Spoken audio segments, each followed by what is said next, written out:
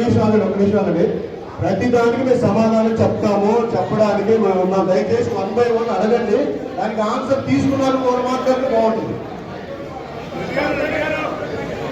సతీష్ గారు ప్లీజ్ మాట్లాడే వారు అందరికీ మైక్ ఇస్తామంటే తప్పనిసరిగా మాట్లాడే కూర్చోండి.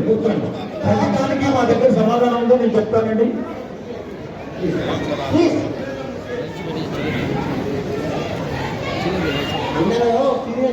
అందరికీ మైక్ ఇస్తాం. నేను మాట్లాడాలి ప్లీజ్. ఒక్కసారి అమ్మా please with due respect to all.